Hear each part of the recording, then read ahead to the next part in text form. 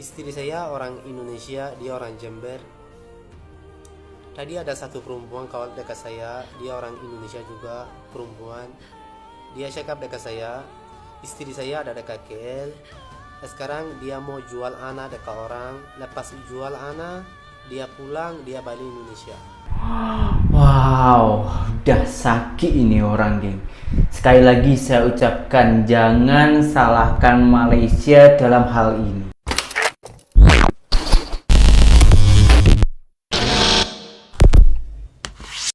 Hai, halo geng. Assalamualaikum warahmatullahi wabarakatuh. Berjumpa kembali dengan saya Zainal Story. Sebelum video ini saya mulai, gimana kabarnya kalian semua? Semoga semua yang menonton video ini baik-baik saja, dimurahkan rezekinya, selalu berpikiran yang positif dan dijauhkan dari mara bahaya oleh Tuhan yang Maha Esa.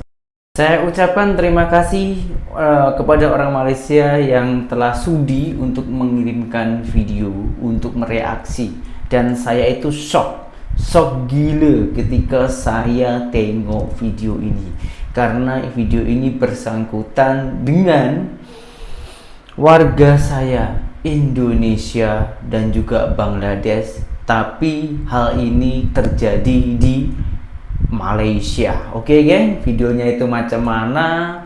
Kalau kita pendam nanti takutnya semakin lama semakin penasaran. Jadi langsung kita tengok video berikut ini.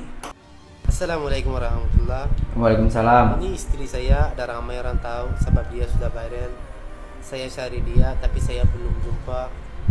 Istri saya orang Indonesia, dia orang Jember. Orang Jember. Tadi ada satu perempuan kawan dekat saya, dia orang Indonesia juga, perempuan. Dia cakap dekat saya, istri saya ada dekat KL.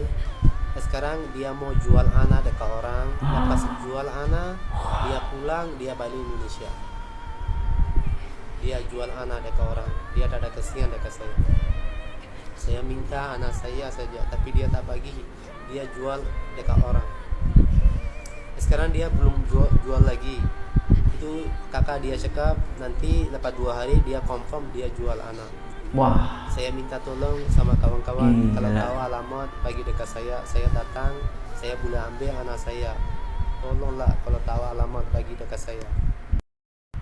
gila geng, hanya demi uang ya boleh buat hal macam ini ya geng. Begitu banyaknya orang yang betul-betul sangatlah teringin mempunyai buah hati, yaitu anak geng. Akan tetapi orang Indonesia ini malahan nak menjual anak. Di rumah sudah mempunyai keluarga, merantau ke Malaysia, menikah dengan warga Bangladesh, dan itu pernikahannya itu resmi ke tak resmi, halal ke haram, kita juga tak paham. Tapi setahu saya kalau di Malaysia itu tak mengizinkan warga asing untuk menikah, tapi ini boleh terjadi sampai memiliki anak. Kalau kita tengok dari warga Bangladeshnya itu seakan-akan dia itu betul ya, tapi kita tak tahu fakta yang sebenarnya itu macam mana.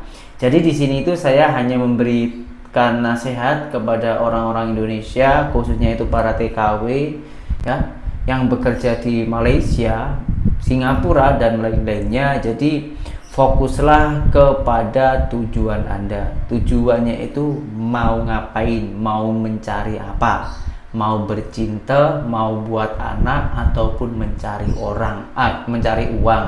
Kalau sewajarnya orang merantau ke luar negara itu pastinya itu mencari uang. Jadi nggak usahlah berneko-neko, nggak usah bercinta dengan warga Bangladesh ke warga sama-sama Indonesia dan lain-lainnya. Ingat, keluarga Anda tengah menunggu di rumah ya. Dan ini ada lagi salah satu video yang sangatlah prihatin. Ini juga sangat cukup viral. Sebetulnya video ini lengkap panjang, tapi karena video ini agak sadis, jadi kita tayangkan cuplikannya saja geng.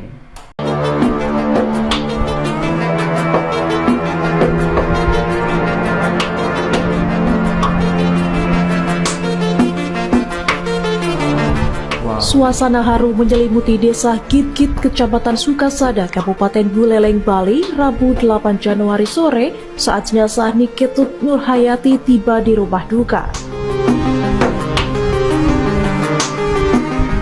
Nurhayati, seorang tenaga kerja wanita TKW, tewas di... Ini geng, ini yang tengah hangat ini geng.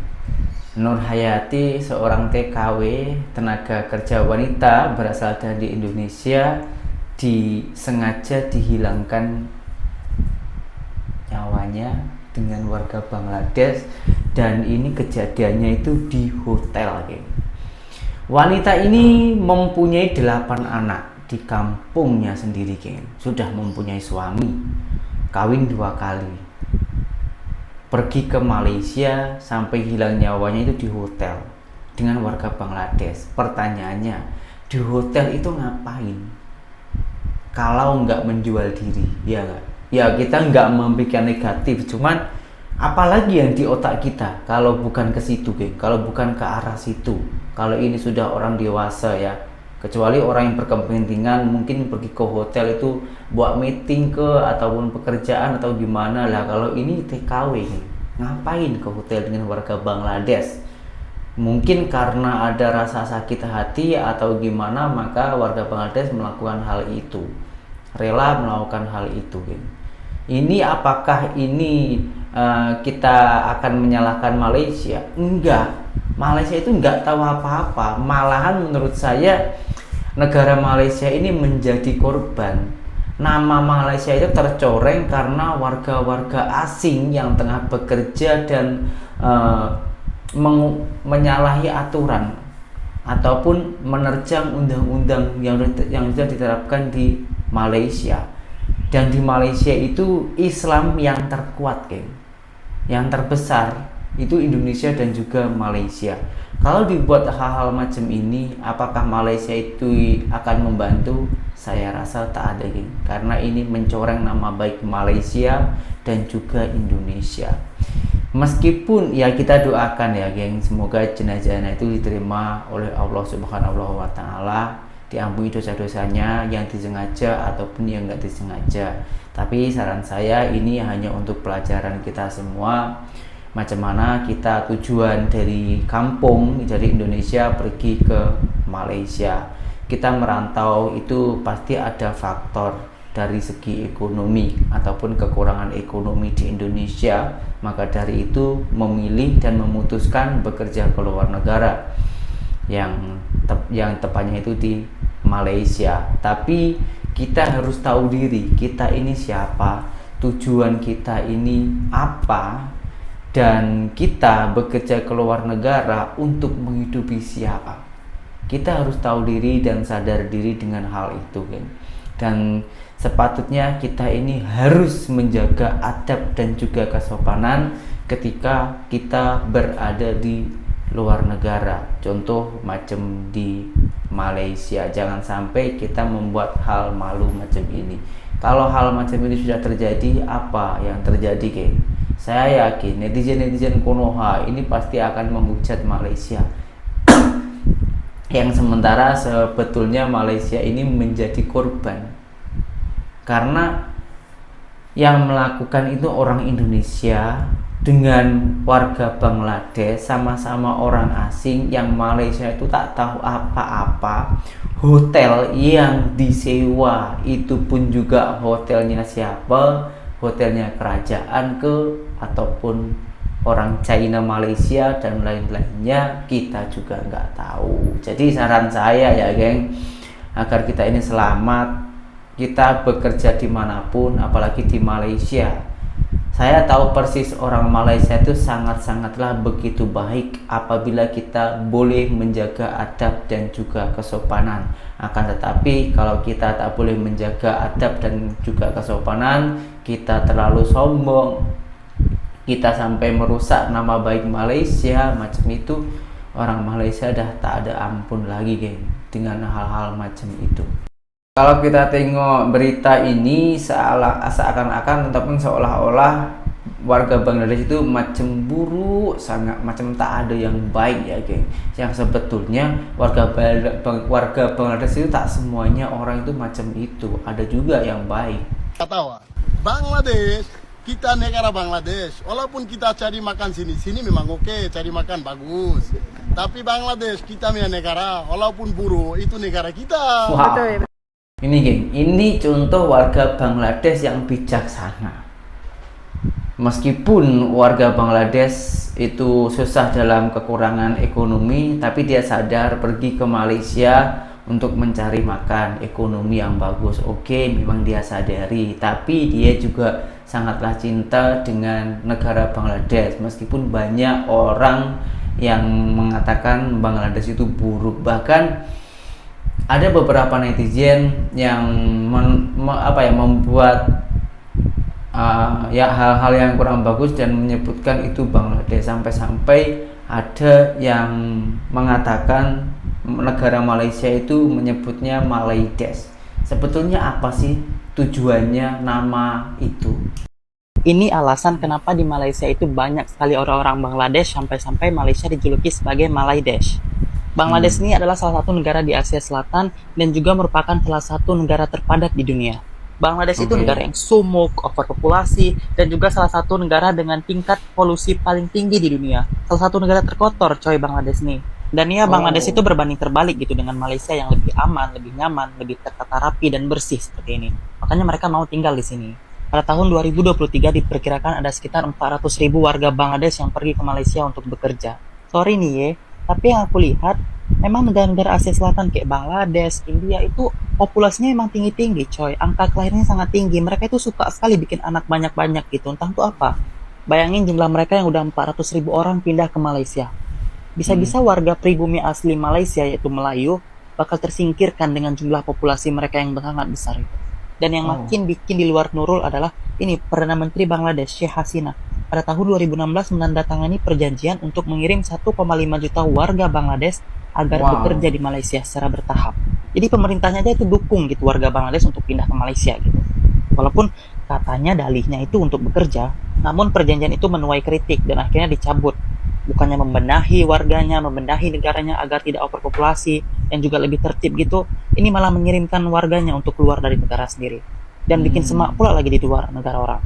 Oh, ternyata itu alasannya. Oke, sekarang kita tengok ataupun kita dengarkan pendapat dari warga tempatan Malaysia membahas tentang warga Indonesia dan juga Bangladesh yang berada di Malaysia. Malaysia, Bangladesh. Di sebuah negara yang bernama Malaysia ni, antara yang ramai orang luar datang ialah Indonesia dan Bangladesh. Banyak lagi negara yang datang lah. Tapi nak beritahu, antara orang yang bermaruah tinggi, bangsa yang bermaruah tinggi ialah Indonesia dan Bangladesh. Kenapa? Susah macam mana pun orang Indonesia dan Bangladesh datang ke Malaysia, diorang takkan minta sedekah. Diorang akan bekerja. Saya pernah tengok seorang Indonesia yang umur dia 70 tahun masih lagi nak bekerja, dia tak minta sedekah. Ada saya tengok orang Indonesia yang apa panggil kakinya tempang, perempuan, pagi-pagi kutip kotak dan sebagainya, cek rezeki. Begitu juga Bangladesh. Tapi ada satu negara ni, bangsa ni yang dekat Malaysia sampai tak nak cakap lah, nanti marah pula kan. Sampai kat Malaysia tak nak kerja, minta sedekah. Tahulah kalau pergi kat pasar malam tu mesti tahunya kan, bawa budak seorang, sindiket dia tu, lepas tu minta sedekah kan. Padahal dekat pasar malam tu juga orang Malaysia, baik tua muda, lelaki perempuan, bekerja, berniaga, dia minta sedekah. Dia lagi sihat daripada orang yang berniaga tu. Ada orang kat pasar malam tu yang OKU lagi, niaga, tapi orang luar tu minta sedekah. Tapi tak nak fokus pasal tu, nak fokus pasal Indonesia dengan Bangladesh. Sebuah negara yang melahirkan satu bangsa yang hebat, rajin bekerja, kreatif Dan tak berkira, memanglah segelintir tu yang teruk, bukan semua baik, betul. Tapi kebanyakannya memang kerja kuat, bermaruah tinggi dan sebagainya. Tapi malangnya, mereka terpaksa tunjukkan kehebatan, kreativiti, inovasi, kerajinan tu di negara orang. Sebab mungkin di negara sendiri tak tahu nak cakap lah, tidak ada peluang pekerjaan. Kita tengok apa yang berlaku kat Bangladesh sekarang. Runtuh, rakyat mengamuk, Perdana Menteri pun lagi. Kan? Indonesia tak berani nak cakap sangat lah, kan? Tapi nak beritahu, negara-negara ni mempunyai aset yang sangat hebat, iaitu rakyat dan warga yang rajin bekerja dan bermaruah tinggi. Tapi mungkin malangnya pentadbiran, mungkin ada corruption dan sebagainya. So Malaysia, apa kaitan dengan Malaysia pula? Kena ambil pengajaran. Kalau kita tak kekang budaya rasuah, budaya salah guna kuasa, tak mustahil negara kita bakal menjadi macam Bangladesh. Dan anak cucu kita esok mungkin terpaksa bekerja tempat orang lain, walaupun bangsa kita bangsa yang hebat. Sebagai pengajaran lah.